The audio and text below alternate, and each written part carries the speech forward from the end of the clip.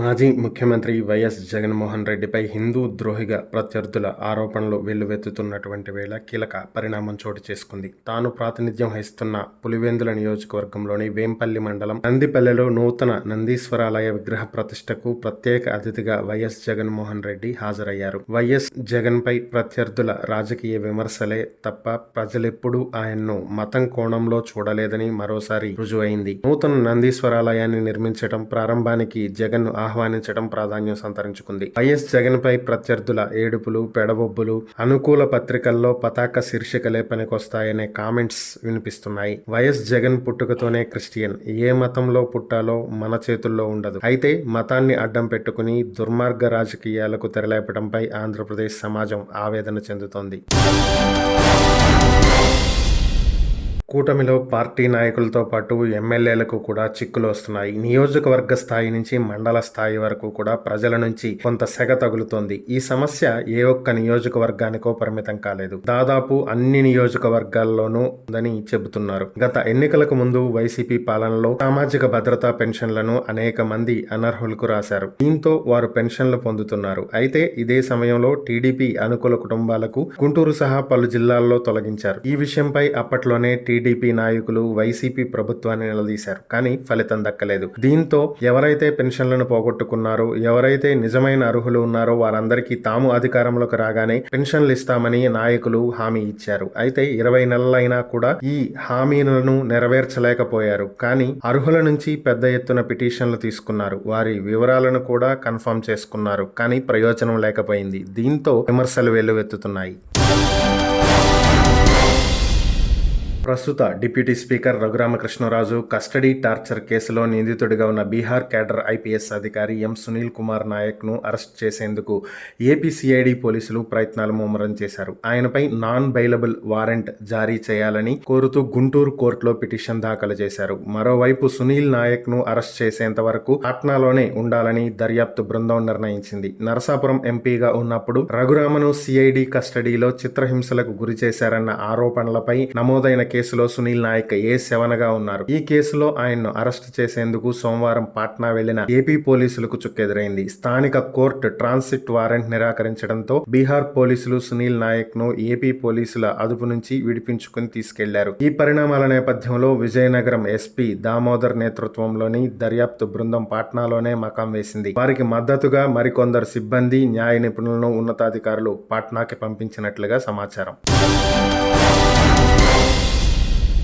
YCP నేత భూమన కరుణాకర్ రెడ్డి కూటమి ప్రభుత్వంపై తీవ్ర స్థాయిలో విరుచుకుపడ్డారు. తనను క్రిస్టియన్ అంటూ చేస్తున్న ప్రచారాన్ని తిప్పికొడుతూ సీఎం చంద్రబాబు, మంత్రి నారా లోకేష్, డిప్యూటీ సీఎం పవన్ కళ్యాణ్ల మత విశ్వాసాలపై సూటి ప్రశ్నలు సంధించారు. ఫోటోలను సాక్ష్యాలుగా చూపుతూ విమర్శనాస్త్రాలు సంధించారు. తన కుమార్తె వివాహం క్రైస్తవ మతం ప్రకారం జరిగిందని ఆరోపించడంపై భూమన తీవ్రంగా స్పందించారు. నా కుమార్తె వివాహం తిరుచానూరు అమ్మవారి ఆశీస్సులతో 30,000 మంది అతిథుల సమక్షంలో జరిగింది. ఆ పెళ్లికి మీ వియ్యంకుడు, నా ఆత్మీయ బాలకృష్ణ, మీ తమ్ముడు, నా మిత్రుడైన నారా రామ్మూర్తి నాయుడు, 13 మంది హైకోర్టు న్యాయమూర్తులు హాజరయ్యారు. దేవదేవుని సాక్షిగా వేద మంత్రోచ్చారణల మధ్య హిందూ సాంప్రదాయం ప్రకారమే పెళ్లి చేశానని ప్రమాణం చేస్తున్నా. శాసనసభలో నా ఫోటోను ప్రదర్శించి నన్ను క్రిస్టియన్ గా చిత్రీకరించే ప్రయత్నం చేశారు. ఇది పచ్చి అబద్ధం అంటూ చంద్రబాబుపై భూమన ధ్వజమెత్తారు. కూతురు పెళ్లిని నేను తిరుపతిలో, తిరుచానూరు పరిధిలో 30,000 మంది అతిథులు రాగా అందులో ప్రధానమైనటువంటి వ్యక్తి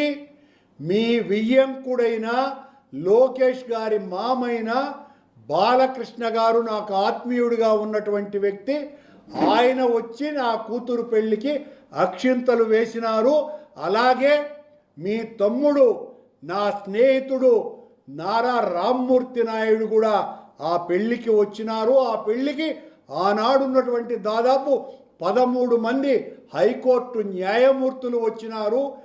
నేను నా కూతురు పెళ్లిని హిందూ సాంప్రదాయం ప్రకారమే చేసినానని ఆ దేవదేవుని సాక్షిగా ప్రమాణం చేస్తున్నా. ప్రజారోగ్యం విషయంలో నిరంతరం అప్రమత్తంగా ఉండాలని, ఎలాంటి నిర్లక్ష్యానికి తావివ్వొద్దని ముఖ్యమంత్రి చంద్రబాబు అధికారులకు సూచించారు. శ్రీకాకుళంలో విజృంభిస్తున్న డయేరియా, రాజమహేంద్రవరంలో కలకలం రేపిన కల్తీపాల ఘటనపై బుధవారం ఆయన ఉన్నత స్థాయి సమీక్ష నిర్వహించారు. శ్రీకాకుళంలో డయేరియా బారిన పడి ప్రస్తుతం 76 మంది ఆసుపత్రుల్లో చికిత్స పొందుతున్నారని అధికారులు సీఎంకు వివరించారు.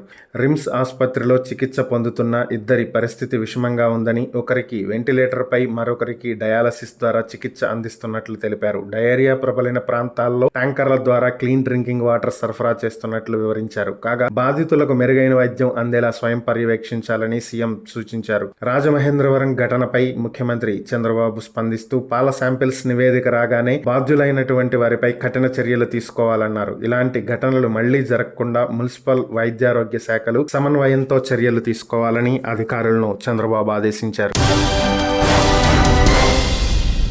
ఆంధ్రప్రదేశ్ విద్యాశాఖ మంత్రి నారా లోకేష్ పనితీరుపై హైకోర్టు ప్రశంసలు కురిపించింది. కస్తూర్బా గాంధీ బాలికల విద్యాలయాల సమస్యలపై మంత్రి వేగంగా స్పందిస్తున్నారని అభినందించింది. అయితే అదే సమయంలో విద్యాశాఖ అధికారుల నిర్లక్ష్య వైఖరిపై తీవ్ర అసంతృప్తిని వ్యక్తం చేసింది. మంత్రి చురుగ్గా పనిచేస్తున్న అధికారులు ఆయనకు, ప్రభుత్వానికి చెడ్డ పేరు తీసుకొస్తున్నారంటూ ధర్మాసనం ఘాటుగా వ్యాఖ్యానించింది. కేజీబీవీలకు సంబంధించిన ఒక కోర్టు ధిక్కరణ వ్యాజ్యంపై మంగళవారం జస్టిస్ భట్టు దేవానంద్, జస్టిస్ హరిహరనాథ శర్మలతో కూడిన ధర్మాసనం విచారణ చేపట్టింది. ఈ సందర్భంగా ఇటీవల ఎన్టీఆర్ జిల్లాలోని ఓ కేజీబీవీలో విద్యార్థినులను ఎలుకలు కొరికిన ఘటనపై మంత్రి లోకేష్ తక్షణమే స్పందించి చర్యలు తీసుకోవడాన్ని కోర్టు ప్రస్తావించింది. అలాగే కేజీబీవీ టీచర్ల జీతాల పెంపు, ఖాళీ పోస్టుల భర్తీకి కృషి చేస్తామని మంత్రి ప్రకటించడాన్ని సానుకూల చర్యగా పేర్కొంది. అయితే మంత్రి స్థాయిలో అంత వేగంగా స్పందన ఉంటే క్షేత్రస్థాయిలో అధికారులు మాత్రం నిర్లక్ష్యంగా వ్యవహరిస్తున్నారని ధర్మాసనం అసహనం వ్యక్తం చేసింది.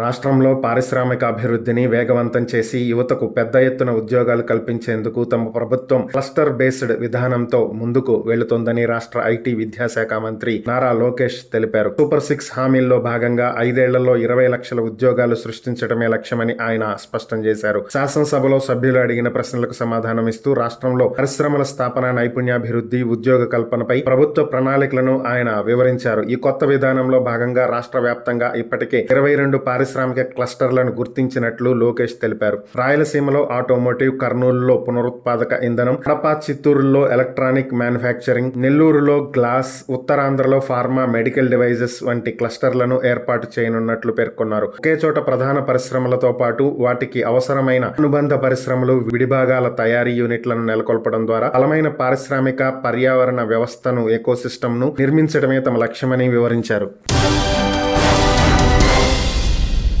ఆంధ్రప్రదేశ్ లిక్కర్ స్కామ్ కేసులో కీలక పరిణామం చోటు చేసుకుంది. ఈ కేసులో A7 నిందితుడిగా ఉన్న ముప్పిడి అవినాష్ రెడ్డికి దేశ అత్యున్నత న్యాయస్థానం సుప్రీంకోర్టులో భారీ నిరాశ ఎదురైంది. అరెస్ట్ నుంచి తప్పించుకునేందుకు ఆయన దాఖలు చేసిన ముందస్తు బెయిల్ పిటిషన్ను ధర్మాసనం తోసిపుచ్చింది. చట్టం నుంచి తప్పించుకుని విదేశాల్లో తలదాచుకున్న ప్రయోజనం లేదని, తక్షణమే విచారణకు సహకరించాలని కోర్టు స్పష్టం చేసింది. ఈ రోజు జరిగిన విచారణలో భాగంగా సుప్రీంకోర్టు ధర్మాసనం కీలక ఆదేశాలను జారీ చేసింది. ముప్పిడి అవినాష్ రెడ్డికి ముందస్తు బెయిల్ ఇచ్చే ప్రసక్తే లేదని తేల్చి చెప్పడమే కాకుండా ఈ నెల 26వ తేదీలోపు సంబంధిత విచారణాధికారి ముందు స్వయంగా హాజరై లొంగిపోవాలని డెడ్ లైన్ విధించింది. చట్టం ముందు లొంగిపోయిన తర్వాతే నిబంధనల ప్రకారం సాధారణ బెయిల్ కోసం దరఖాస్తు చేసుకోవాలని సూచించింది. ప్రధాని నరేంద్ర మోదీ తన ఇజ్రాయిల్ పర్యటనపై స్పందిస్తూ ఈ పర్యటన ఇరు దేశాల మధ్య ద్వైపాక్షిక సంబంధాలను మరింత బలోపేతం చేస్తుందన్న పూర్తి విశ్వాసాన్ని వ్యక్తం చేశారు. 2017 తర్వాత మోదీ ఇజ్రాయిల్లో పర్యటించడం ఇది రెండోసారి. ఈ పర్యటన చారిత్రాత్మకమని, ఇరు దేశాల స్నేహానికి కొత్త ఉత్తేజాన్ని ఇస్తుందని ఆయన అభివర్ణించారు. మోదీ పర్యటన సందర్భంగా ఇజ్రాయిల్ ఘన స్వాగతం పలికింది. ప్రధాని మోదీకి స్వాగతం పలకడానికి ఇజ్రాయిల్ మొత్తం ఉత్సాహంగా ఉంది. ఆయన ఇజ్రాయిల్ కు నిజమైన స్నేహితుడు అని ఆ దేశ ప్రతిపక్ష నేత యాయిర్ లాపిడ్ పేర్కొన్నారు. దీనికి తోడు మోదీ గౌరవార్థం ఇజ్రాయెల్ పార్లమెంట్ నెస్సెట్ భవనాన్ని మంగళవారం రాత్రి భారత త్రివర్ణ పతాక రంగులతో దేదీప్యమానంగా అలంకరించారు. ఈ గౌరవానికి మోదీ ధన్యవాదాలు తెలుపుతూ నెస్సెట్ లో ప్రసంగించేందుకు ఎదురు చూస్తున్నానంటూ తెలియజేశారు. స్థానిక మీడియా కూడా మోదీ పర్యటనకు విశేష ప్రాధాన్యత ఇచ్చింది. ప్రముఖ దినపత్రిక ద జెరూసలేం పోస్ట్ తన ముఖ చిత్రంలో మోదీ ఫోటోను ప్రచురించి నమస్తే, 2 ప్రాచీన దేశాలు కొత్త అధ్యాయాన్ని ప్రారంభిస్తున్నాయి అనే శీర్షికతో కథనాన్ని ప్రచురించింది. నా అన్వేషణ యూట్యూబర్ అన్వేష్ పై లుకౌట్ నోటీసులు జారీ అయ్యాయి. భక్తుల మనోభావాలు దెబ్బతీసేలా అతడు వీడియో విడుదల చేశాడంటూ పంజాగుట్ట పోలీస్ స్టేషన్లో కేసు నమోదైంది. ఈ కేసుకు సంబంధించి పంజాగుట్ట పోలీసులు ఈ నోటీసులు జారీ చేశారు. విశాఖపట్నంకు చెందిన అన్వేష్ విదేశాల్లో ఉంటూ యూట్యూబ్ ఛానల్ నిర్వహిస్తున్నాడు. భక్తుల మనోభావాలు దెబ్బతీసేలా అతడు కొద్ది రోజుల క్రితం వీడియోను విడుదల చేశాడు. ఈ క్రమంలో ప్రముఖ సినీ నటి కరాటే కళ్యాణి పోలీసులకు ఫిర్యాదు చేయడంతో కేసు నమోదు చేశారు. తాజాగా లుకౌట్ నోటీసులు జారీ చేశారు. వివాదాస్పద వ్యాఖ్యల నేపథ్యంలో ఇటీవల అన్వేష్ అకౌంట్ ను ఇన్స్టాగ్రామ్ ను బ్లాక్ చేసింది. తన ఖాతాను ఇన్స్టాగ్రామ్ బ్లాక్ చేయడాన్ని అన్వేష్ తేలిగ్గా తీసుకున్నాడు. తనకు యూట్యూబ్ ద్వారా పెద్ద మొత్తంలో డబ్బు వస్తున్నాయని, ఈ ఖాతా పోతే తనకు వచ్చే నష్టమేమీ లేదని తెలియజేశాడు. ఆయన మరో ఇన్స్టాగ్రామ్ ఖాతాతో పాటు యూట్యూబ్ ను కూడా బ్లాక్ చేయాలని పోలీసులు లేఖ రాయారు.